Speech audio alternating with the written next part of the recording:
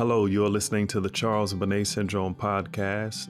My name is Shaimond, and today's special guest is Bettie Stanger-Black. She is a caregiver for her mother who has CBS. How you doing today, Bettie? I'm great, Shaimond. Thank you for having me on here. Oh, thank you so much for being here, and I'm glad you're doing well, and I'm doing well too. I look forward to our discussion. I am as well. So can you tell me when you first started noticing your mother showing signs of CBS? Yes, about 2 years ago, I went to visit her. She had just woken from a nap and she was sitting in a recliner in her living room. And I walked in. Keep in mind that she's lived on farms her entire life, still to this day is living on a farm. So she was looking out her big picture window in her living room and she said, "Now, how did those cows get in there?"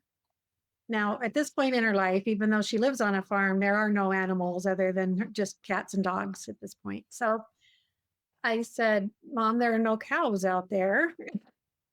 And she said, "I've been seeing them every day for I don't know how long." And she blamed the neighbors for letting their cows get out and get in on her property and through the fences and everything else. And I'm sitting there and I thought, am I not seeing something? So I kept trying to find a cow here or there, and there were no cows. And so I asked her how many times she has seen them. Oh, it's been a week or two. And then before that, there were horses out there, and she's bound and determined she's going to call the neighbors and tell them to keep their animals on their own property. And my mom is a very soft hearted person, and she doesn't like to complain or even like that. She wouldn't call right away to tell the neighbors, "Hey, your animals are over here." Thank heavens she didn't do that. That's when I first noticed it. And I remember just having that sinking feeling. I knew that she had the macular degeneration. I knew that other things in her sight were kind of screwy, but that was just odd. My grandmother had Parkinson's disease and she had hallucinations because of the Parkinson's. And I remember those as a child, teenager, young adult, and they were scary. And so when I saw that with mom, at first I was very concerned with Parkinson's. And later on, that was ruled out. That's what I was going to ask. I was going to ask, how long after that situation did you find out that it was CBS? Because at first, most people don't know about CBS and they're thinking Parkinson's or they're thinking dementia. So what was that process like finding out that it was actually CBS? We were a few of the lucky ones because I called right away to our primary care doctor. And I told the gal that answered the phone that my elderly mother was having hallucinations. I said, very concerned. And she wanted to know if they were causing her to fall or anything. And I said, not at this point, but I'm very concerned. And they were able to work us in within 2 days, which was amazing. And so we got there, the doctor came in and he visited with my mother for over a half an hour, talked to her about Parkinson's, told her that she didn't have any of those signs, and then talked to her about dementia. Also, unbeknownst to us, he was doing the little, I don't know the name of the test off the top of my head, but the questioning that they do to rule out dementia. Okay. And I didn't know what he was doing, but I guess mom passed that with flying colors. So he told her right away, he says, "Okay, this is not Parkinson's, this is not dementia." And he put his finger up in the air and he said, "Hold on a minute." He said, "I know what this is." So he goes out and he prints something off of the internet and he comes in and he hands my mom this sheet of paper that says Charles Bonnet Syndrome on it. And it was a whole printout. Of course, some of that information wasn't exactly what we've learned since then, but what we needed to hear was on there. And it was everything that I read to her. It would bring up another hallucination that she had. At that point, I only knew about the cows and the horses. And then she started talking about other things. Well, there's been this lady that sits in that chair over there in the living room, and I don't know why she's there. Some nights I'll get ready for bed and there'll be this almost like a ghost figure, if you will, floating through the air. And she was getting mad at this lady because this lady would go into her closet. We've talked about this on Zoom before. Some people start putting in, is this a spirit? Is this a ghost? Whatever they want to think. And depending on what you believe, I guess some of that you might kind of lean towards because everybody's always looking for an answer. And with Charles Bonnet syndrome, there really is no answer. There's these hallucinations. You can try to sweep them away. You can do your eye exercises. You can yell at them. You can try to throw a pillow at them or whatever. I've told mom several times she has a lot of hallucinations of my brother who has passed, but the hallucinations of him are the same exact type of hallucinations as the CBS. She sees the same kind of face. This thing never talks, doesn't move his mouth. It's Charles Bonnet. And when I've asked her, are you sure it's my brother? And she's like, well, it looks like him. And that is very possible because she misses him and she wants to see him, I think. And I've said over and over too that a lot of my mother's hallucinations, I think she manifests in a way. And I don't mean that she's manifesting all of them, but in saying that, I will tell you that if she sees something that she doesn't like, and then she goes out and tries to shoo away the hallucination in any way, then she comes back in the house and she's worried about retaliation from her hallucinations. And that's a little bit of anxiety, obviously. And because she's anxious at that point, she's going to continue to hallucinate. So then she will, I think in her mind, she's like, oh, what are they going to do? And she creates scenarios, if you will. And sure enough, those scenarios pretty soon are playing out in these hallucinations. It's very interesting, Yes, it is. a little bit scary, but I've been there a time or two during, obviously, I've seen her in the middle of hallucinations quite often. But the times that she gets anxious, I will say to her, Mom, stop looking out the window, stop doing this, stop doing that. And we'll try to get her regrouped a little bit. And then I've actually asked her, okay, so what you're thinking right now, do you think that's going to play out in your hallucination? And she said, probably if I looked out there long enough or if I looked at them long enough. So I've always thought that was a little bit interesting. I've talked to Gary about that a time or two, and it's just, I think, part of Charles Bonnet. Makes sense. Wow. Wow. Thank you for sharing all of that. And you said a lot. You definitely said a lot. I actually want to go back to the doctor that you visited Yes. because you don't really hear about that often.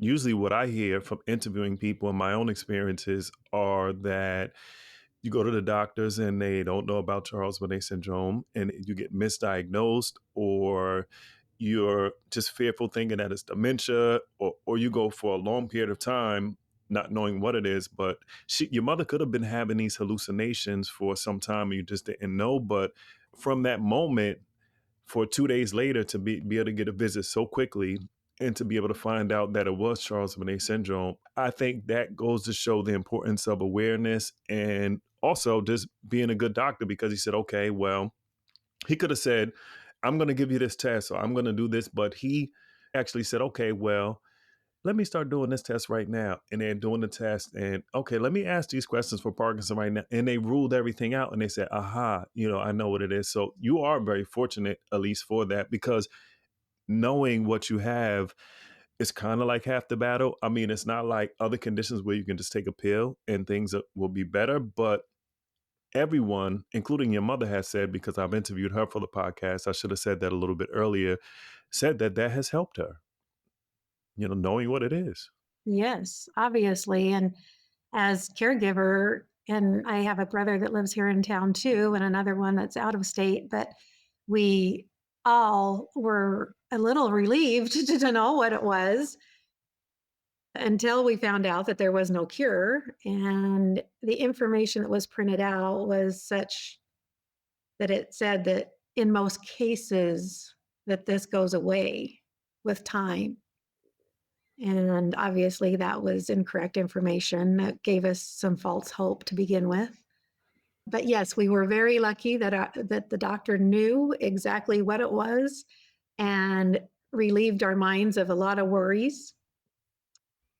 The ophthalmologist that we saw, we'd already seen him. I say we because I take my mother to her appointments, but he, even after we told him about the Charles Bonnet, he just did not want to speak about it. He said, yeah, he said, I've got patients that complain about that.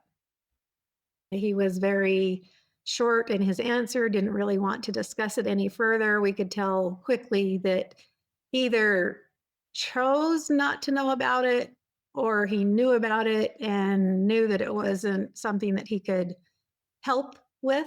And so he just didn't want to talk about it. And that was also before the time that there was actually an ICD-10 code for the diagnosis for these doctors to use in treating this if they chose to. And then we took her to a retinal specialist, and she was a fantastic doctor. But when we said the words Charles Bonnet, she said, yes, I have other patients that complain of Charles Bonnet. That's okay. Is there anything more that we can discuss here? What do you advise them to do? And she kept the conversation extremely short as well.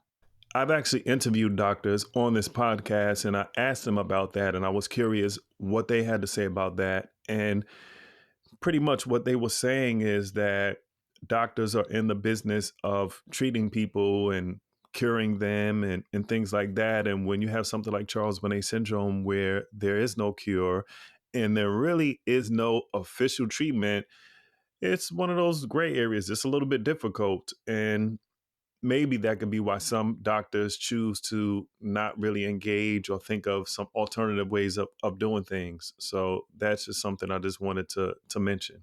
Yes, I believe so. I worked in the medical community for a while, well, for a very long time, about over 30 years, just as office managers and medical offices and such. So I've worked around a number of doctors and I know how they feel about things like that. If it's something that they're not able, like you were saying, if they can't treat it, if they can't hopefully cure it, if they can't make the patient feel a little bit better, then they basically want you to go to somebody else.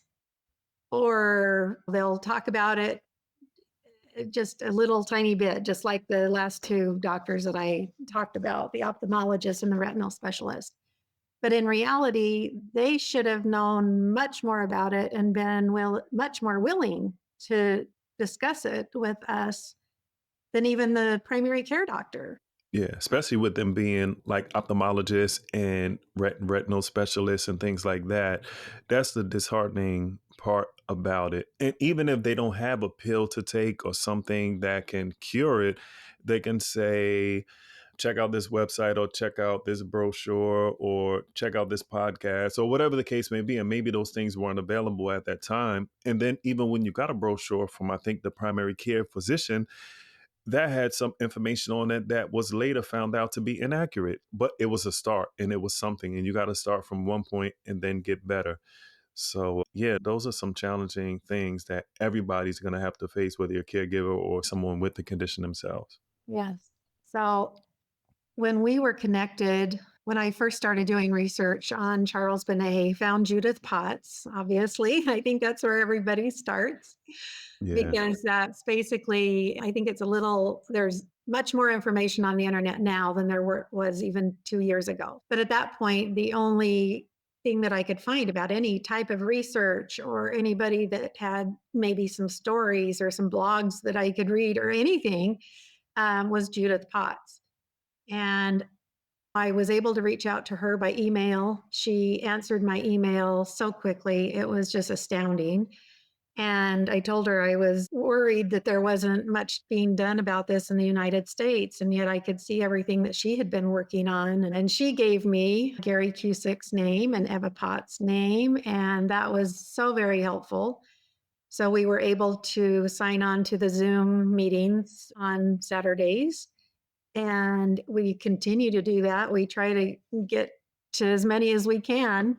It is so helpful to both of us. It's helpful for the caregivers and the people experiencing CBS. There's so many stories and so much information. And I know for my mother, it helps her to know that other people experience what she experiences. And if somebody starts talking about one of their hallucinations, visions, events, whatever you want to refer to them as, it really helps her and even brings some of hers back to her that she can then tell me that she has had. She'll say, "Oh, that happened to me," or, "Oh, I saw that same thing," or something close to it, something that she has totally forgotten about and it just jogged her memory, something that might help me in the future to know what she's talking about, or maybe that hallucination might lead into something else that might be related to that hallucination. And I'll remember, oh, yeah, she had such and such. So, Yeah, those groups are so good. And one thing I want to commend Dr. Gary Cusick for having the group, and especially having a weekly, because that's a commitment. And then also for having it for people that have CBS and then a caregivers group, because definitely we want to support the people that have CBS because that's the most important. They're living with the condition and it can be quite challenging or traumatic for them, but it's not easy being a caregiver, and you don't want to just disregard them or not have a way to support them too. So we can support people that have CBS. So I definitely, want to commend him for having that. oh, absolutely. And I have learned so much from Gary and from Eva and from the people on the group. I get so much out of the caregivers hour, and sometimes it goes a little over. Yeah. But we sure can hash out some things in it. As a caregiver, let me start from the beginning. If you're not the type of person to want to be a caregiver, you probably should not be a caregiver. Wow. The patients with CBS need a very loving, nurturing, caring, understanding person in order to care for them. And I don't know anybody personally with CBS other than my mother. And I know that she has always been, and I say this a lot, she was and still is probably the best mom, I would say, in the world. But I'm sure other That's people great. would, I'm sure other people Mhm. would probably argue because they have good moms too. But in that, she raised all of us, myself and my three brothers. One brother has passed, but all of us are very caring and very able to be caregivers. I'm the daughter, the only girl. I live the closest to my mother. I have another brother that lives very close as well. If she calls, right now she's still living on her own. That's her choice. She has other options anytime she wishes to not live alone. But one of us, adult children, are at her house on a daily basis. We talk to her by phone on a daily basis. We're checking up on her. She has some friends that will still come around and visit, and that takes up some time as well. But okay, getting back, I'm getting off track here. But as a caregiver, you need to be able to give them that attention. You need to be able to listen to them.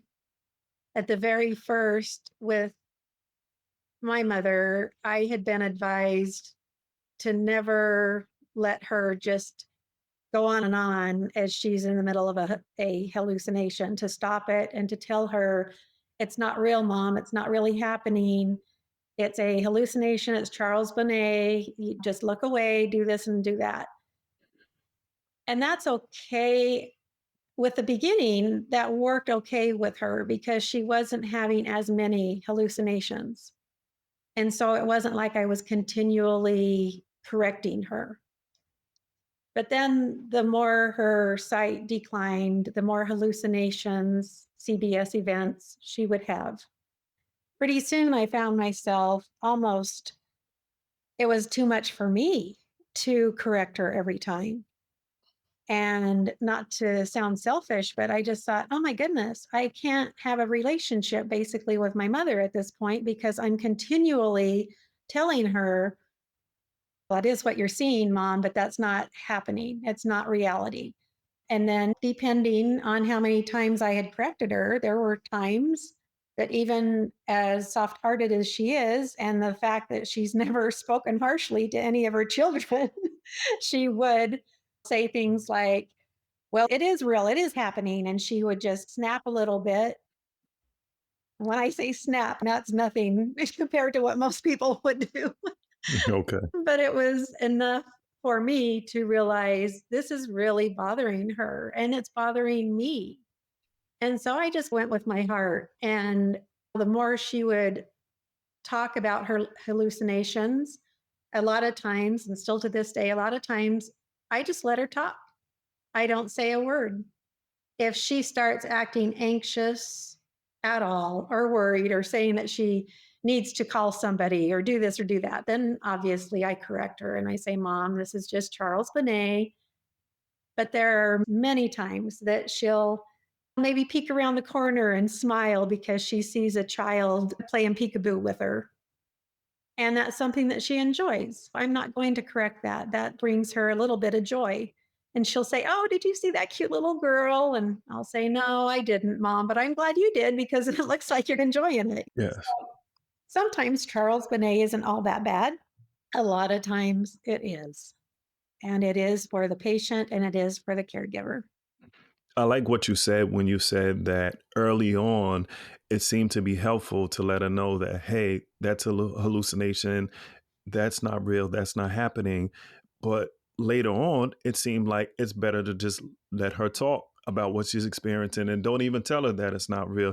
So that taught me that what works in at one time doesn't necessarily work at another time. And you have to adjust the way that you deal with things over time because you got to figure out what's the best approach at this particular time. So that was very important for me to hear, and probably for other people that are caregivers. So thanks for sharing that. And I guess that's just discernment and experience. Yes, like I said, I don't want to sound selfish, but I couldn't keep doing it. I was like, okay, I have to accept my mother as she is now. And it doesn't mean that it's just one of those things. If she had a disease, we would all accept that. We would just love her through whatever she was dealing with. And this is the same, this Charles Bonnet syndrome, same type of deal. You have to love her through that.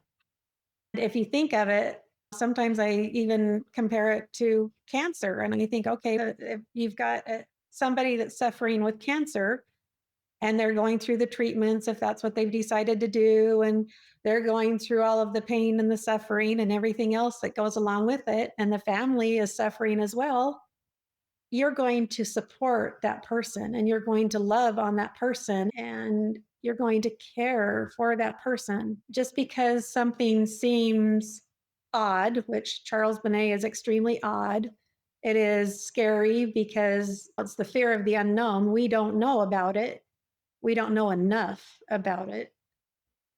And so it's fearful for caregivers and the patient. What are some of the most challenging aspects of being a caregiver for someone with Charles Bonnet syndrome? Not knowing when my mom calls on the phone, I never know whether she is going to be in the middle of a hallucination and she's very anxious. She's upset because the quote people that she has around her are doing things that disturb her. They're always messing with things in her house. They're doing something with her flowers. They're destroying buildings on the property. And I can tell by the tone of her voice instantly. She'll say my name, and I can tell instantly if she is worried, concerned, scared, something. And most of the time, I'll be right there. I live less than 5 minutes away from her. There was a time that she had a horrific CBS event and she ended up calling EMS. By the time she called me, she was frantic.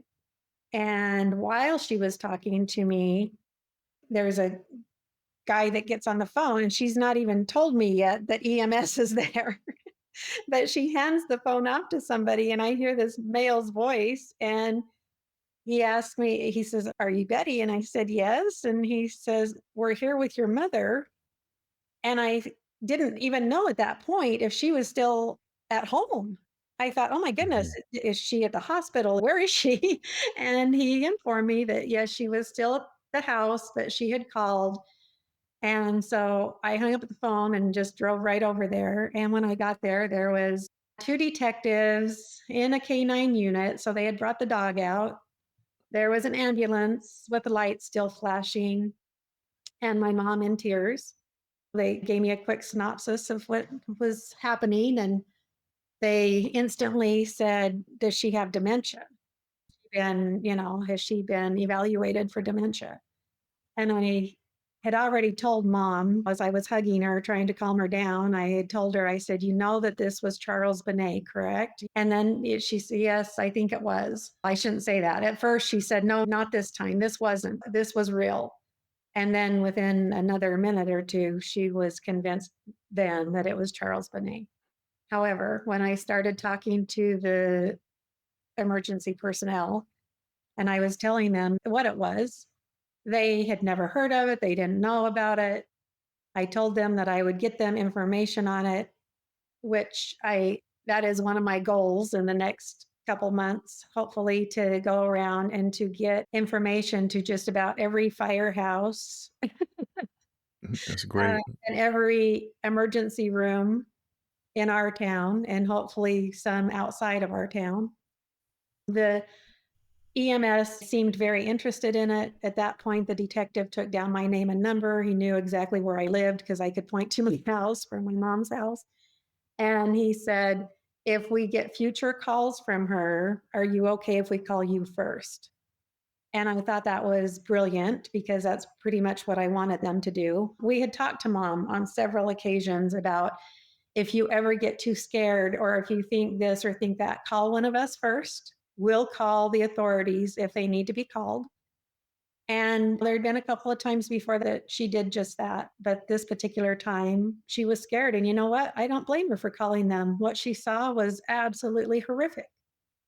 She didn't think that we could do anything about it. She thought that there would need to be an ambulance and people with guns to take care of the problem. So very scary for her, very big ordeal for the caretakers And, to and for the EMS too, they were very professional to be able to have patients and to try to get a hold of you and to try to ask, does she have dementia? Or they probably figured out something once they got to the scene and didn't see anything or anything like she described. They probably figured, okay, it's something else we're dealing with here, and they were patient and they were able to figure that out with your yes, help.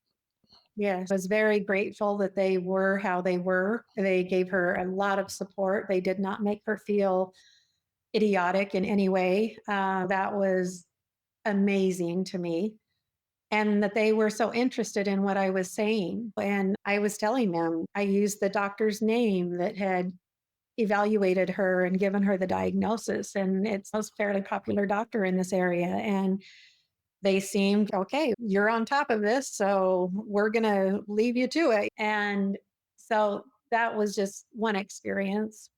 Like I said, when she's having good or happy or not worrisome, just sometimes annoying hallucinations at bedtime. She always has at least one or two people that are still in her living room and they have the TV on and she doesn't want to turn the TV off because they're watching it. And I'm like, "No, mom, you turn your TV off. You turn your lights off. They'll figure out what to do."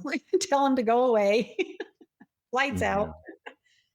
So, what are some things that you have been able to do to help you cope as a caregiver? It seems like the more I can research and learn about it and listen to other people's experiences, the more I can do that, the better off I am. I can compartmentalize in my mind a little bit like, okay, this is where this belongs. And there are no answers, there are no cures at this point. And that is such a worry. But then when you read the types of research that are being done, that's reassuring. And so that gives me some reassurance and some hope for the future. I'm hoping that something comes while my mom is still living that can help her and that can give her some relief. And if it doesn't come in her lifetime, I'm hoping that it comes in ours. She has macular degeneration, it's hereditary. Odds are that one of us kids will get it. And if we do, odds are one of us will probably end up with CBS.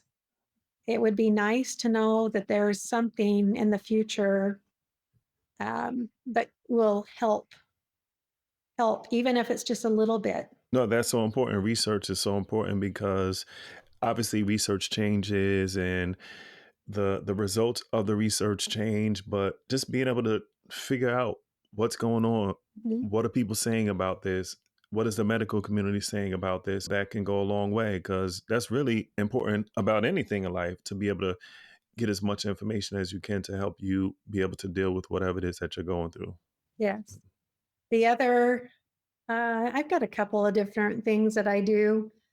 There are times that I just, depending on the type of day I'm having and depending on what else is going on in my life, but there are times that I'll go over and I'll be with my mom for a couple of hours and it'll be time for me to leave. And I walk out the door and I just have to, I get in my car and I just grip the steering wheel like, oh my gosh, that was a hard visit because it's a lot of confusion sometimes. And if your brain isn't set for that on any particular day or time, if you're not prepared for that, and even if you are prepared, like I said, depending on what kind of mood you're in that day or whatever, sometimes it's just too much.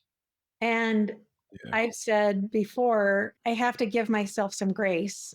I have to sometimes even driving out of her yard, sometimes I'm like, because it's just too much. And when you can't help the person, when you can't fix the problem, it is so overpowering. And sometimes that is just too much.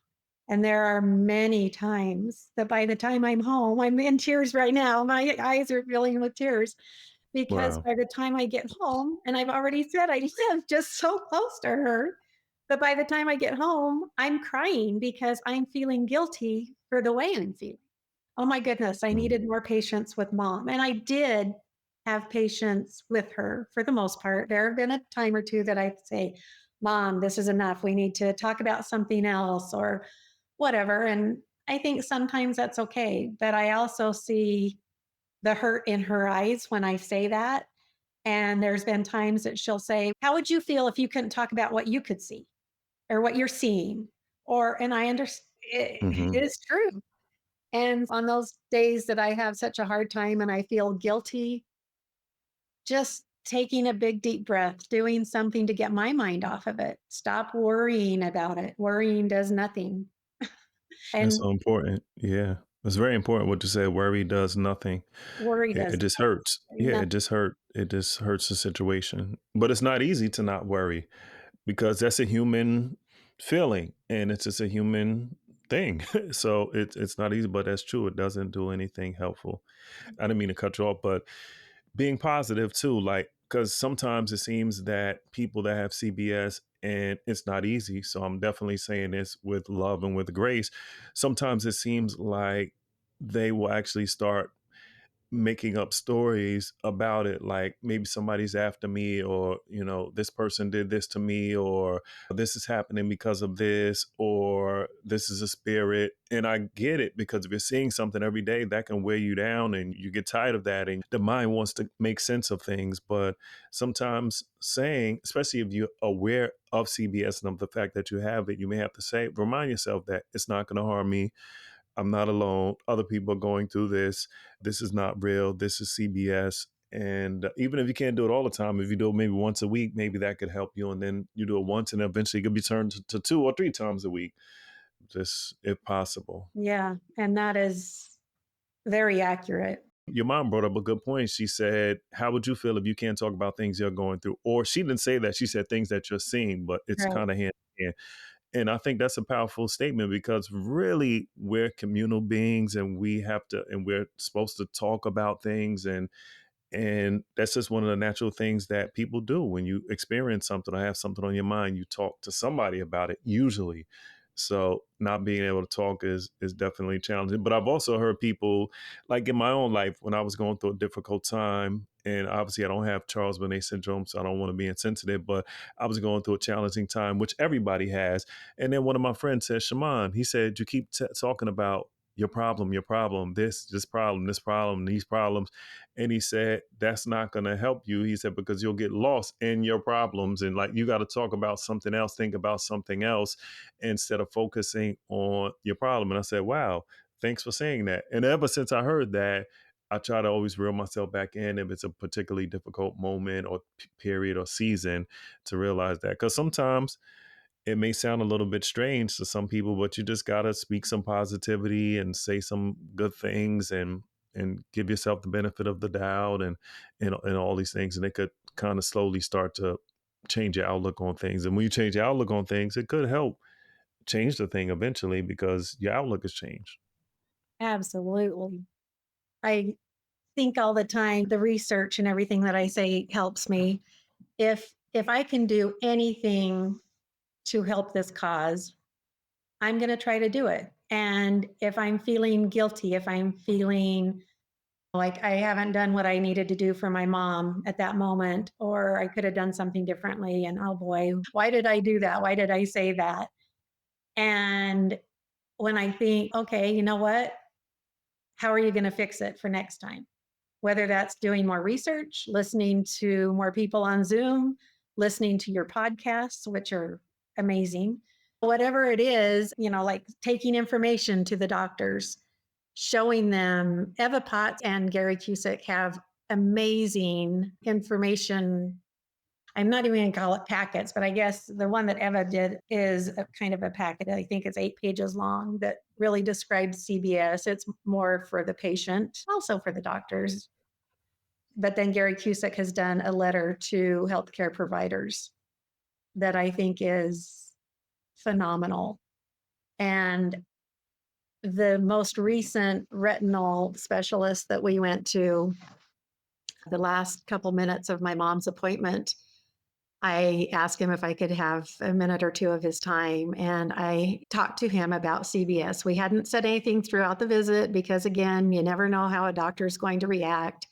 I wanted him to be fully engaged with mom during the exam and everything. So I waited till he was done. And then when I handed him the information, was talking to him about mom's CBS, and he asked her a couple of questions about it. But he told me, he said, I have many patients with this that have complained about it, have talked to me about it. He said, this will be so helpful. So I gave him what he could hand to his patients. It's more updated information. Like I said, it's what Eva has done and Gary Cusick. They've both done marvelous with this. So I felt that was one of the days that I thought, oh, look at me go. So you have to take the Yeah. little moments. And even the days that my mom says, oh, what would I do without you? Or that really helped me to get out of the house. Or I'm so glad you came over. I was having a rough morning and I might not have even known that. Some days she hides things. And I think she knows that some days are getting to me. And so she then doesn't speak so much about her Charles Bonnet. I think it's obviously a two-sided deal. And so the caregiver and the patient both have to work hand in hand. And if the patient can't on that day, then it's the caregiver that needs to give. And if the caregiver's having a hard time, I think patients can see that. I hope they can see it or feel it, and maybe Yes. feel the stress because they can usually feel that on other subjects, maybe not CBS. And so I would think that they can sense that as well, and maybe just try to help the caregiver a little bit on that day, just a little bit. If Yeah, give and take. yes. Yeah, you can do more than you realize, and it goes both ways, and that's so important. That is so important because Mm, both people have a bit of a struggle because it's not easy having CBS, definitely, and being a caregiver for someone with CBS. And any caregiver, it's challenging, and some conditions are more challenging than others and have a whole different set of challenges. But there are some unique things to being a caregiver for someone with CBS that can definitely make it extra challenging. yes, when most of your conversations are about something that you can't see, I just, in my mind, I put it as a dream. I think I'm dreaming because what she's talking about, I can just picture as a dream. I remember most of my dream. I shouldn't say most. I don't know how many I have, but I remember a lot of my dreams. And I can describe what people are wearing and I can describe what their faces look like. I can describe the buttons on their jacket, whatever. That's what my mom does with her CBS. She describes the wardrobes that these people are wearing. She describes where they're sleeping and she has a guy that sleeps in one of her pine trees that are in her yard. She has a lady Wow. on her patio table that dances.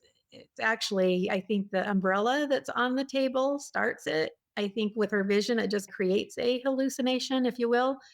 And so she talks about this young woman that dances on top of this patio table. I'm like, Mom, that's the umbrella.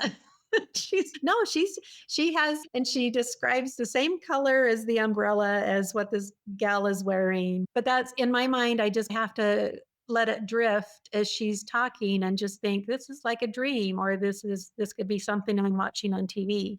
We talk quite often about it being like the Twilight Zone, and it Oh is. yeah. Yeah. Yeah, I And can definitely can understand that.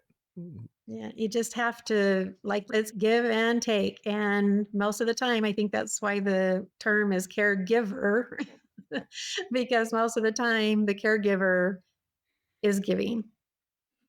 That's a really good point. I never actually thought about it like that. So, yeah, and it's better to give than receive, usually Yeah, more often than not. So, everybody's not built to be a caregiver. And sometimes I've heard it said that if you can't be a caregiver, you actually said it too, then don't do it. won't do it. Some people don't have that option though. Maybe they can't afford to get some other kind of help. They're in an area where there's not a lot of doctors, or whether it be home health aides or whatever the case may be. But you got to find something, because if you feel that it's going to be more harmful for you and the person that actually has the condition, then you got to try to find some other alternatives. And maybe it's a sibling, maybe it's something else, maybe take shifts, or whatever it is. But you definitely, it's not for the faint of heart. Or maybe do something to familiarize yourself with CBS, learn more about it. And I think you might be able to be a caregiver. It might not be what you want to be, but maybe you can be understanding enough to actually feel the shoes and give yourself some grace. Learn about it, talk to your loved one that has CBS, tell them how you're feeling about it. They understand. There have been days that I've told my mom, Mom, this scares me. This Mhm. whole thing, I don't understand it. And I don't understand why you have to have it. It bothers us. A big concern, and it hurts us that you're hurting, and it hurts us it frustrates us that you're frustrated. Um, all of those things. And maybe even if you don't think that you're the caregiver type, if you're going to get in the way and be a burden, then please don't.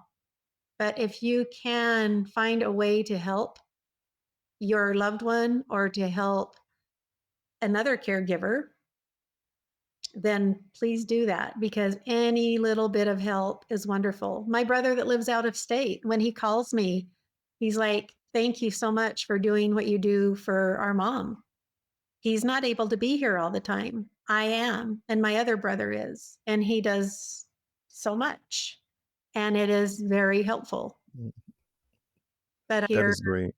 I hear even on the Zoom meetings sometimes my family doesn't understand. I'm the only one that's doing any good for my loved one. I'm here for my loved one, but I could use some help and maybe siblings or whoever it is, and they're actually causing more harm than good. They call and they get all upset because their loved one saw this or saw that. And why did you let her experience that or him experience that? And it's like, well, I can't help it. I can't make it go away. So Yeah. just don't make it harder on the caregiver and don't make it harder on the loved one with CBS. Wow. I feel like you said so many things, but I still want to ask this question. What would you say if there's someone that's kind of like on their wits end and they're really frustrated and is and their caregiver and it's getting the best of them? What would you say to them? I would say there are many, many, many techniques for when you are stressed. If you've had a job in your lifetime, you know stress. If you've been a parent or a spouse in your lifetime, you know stress. You've probably already got some tools in your belt that you know how to curb your anxiety or your stress. Use what usually helps you. Use what you can learn, even if it's online from friends. You had a friend that told you complaining about your problems isn't going to do anything about them, Yeah. anything that you already know. And if you're an adult, you know what kind of helps you. As long as it's not going to hurt somebody else, it's not going to hurt you. It's not illegal. Maybe do something, do anything for yourself. We talk about take time for yourself. We talk about this on Zoom. Take time for yourself. Do something that you haven't done for yourself that would maybe help you relax. For me, one week it was, hey, I haven't had a pedicure for whatever amount of time. Might sound silly to some people, and other people will totally understand. But to me, it helped a great deal. There's other things, and I spoke of this, I think, just this last week, Shaimond. If you're in a car by yourself, nobody can hear you. And if you're someplace, fairly remote, maybe nobody can see you either. So, guess what? I have even gone out in my garage, sat in my parked car in the garage, and gripped the steering wheel and screamed my head off just to get some of those emotions out, just to let them out. And I know that might sound absolutely nutso to a lot of people, but No, guess it what? doesn't. It actually helps me. And that's on the worst day ever. It's not all the time, but Mhm. even if it was all the time, if that's what I would have to do to keep my sanity, then do it. If you have to write something down, and then if you're afraid that somebody's going to see it, rip it up, but you've written it down and you've gotten it out of your system. We even discussed maybe even drawing pictures, and this is for CBS patients as well. This isn't just for caregivers. CBS patients can do all of this. Same things that I'm saying. They could go out and maybe not have the keys to their car, but grip a steering wheel, scream into a pillow, hit a pillow if you have to. Just don't hurt yourself. All of those things, anything that can help if you want to watch a good movie, something that might even make you cry. If you can't cry very easily, but you think you need to, watch something really sad, get the tears flowing and get that emotional release. Talk to family, talk to friends, and hopefully talk to them about CBS so they understand and that they can help you as well. All of those things are so great. And even if you can't talk to a family or friend, which we all usually have at least one person we could talk to, you could talk to a therapist if you can afford it or Yes. something. But I like what you said that we all have tools. We don't even really realize the tools that we have because in life, that's a part of life. Yes. Working, being a parent, being a spouse, dealing with stress and dealing with different challenges. So that was even helpful for me. And I don't mean even like I didn't expect to be helped, but that's the benefit of this podcast. It's different perspectives and it's different tools and different techniques that we can all share. And like I like what you said, do what works for you. If you have to scream every day in your car, then you do that because it's not hurting anybody and it's not easy sometimes. So give yourself some grace. So that was so great. I'm sure that's gonna help some people. Oh, good. I hope so. And I would just advise everybody to just, like Shaimond has said too, just give yourself grace. Don't feel the guilt. And if you do, then hopefully you can get out of that cycle quickly because guilt will eat you alive.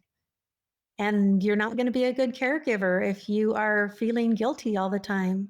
So take care of you, just like if you're a mom or a parent of any kind, you can't be the best parent if you're not the best you. That's so great advice. Yeah. You have to take Yeah. care of yourself before you can take care of someone else. I always think whenever I'm on the airplane and they say if you're traveling with someone young, put your mask on first, Yeah. oxygen mask before you do it for someone else. So that's good advice. Yes. The oxygen mask. And you can think of that, just use that scenario in your daily life too. You can think, oh, okay, where's my oxygen mask? I need it right now. I You know, like that. Yeah. yeah, just Yeah. put yourself in that situation and just take care of yourself. It is very difficult. Nobody is saying it's easy. Not any minute of any day is easy. Some are a little less stressful than others, but if you're a caregiver, you're going to be under a lot of stress. That just comes with the territory. It does. It definitely does. And some days are better than others. But using some of these tools and tips that you've given or whatever works for you, you may have your own tips and maybe you can share on this podcast or some other way, whether it's a caregivers group, because they have plenty of caregivers groups now, whether it's Meetup, whatever it is, whether it's CBS caregivers, whatever it is, they have a lot of options out there. And with Zoom and with things being virtual, it makes it more accessible than ever to find the group that you can connect with and share what you're going through, listen to what others are going through, and help each other. Yes. So thank you so much for your time. This has been great. Is there anything you would like to say in closing? Just keep the patients in mind, keep Charles Bonnet syndrome in mind. Let's get to the bottom of this and let's, don't just learn about it and push it to the side. Let's get to the bottom of it. If it's more research, obviously it's more research that needs to be done. Let's help get the research done. Let's help get the word out of what it is.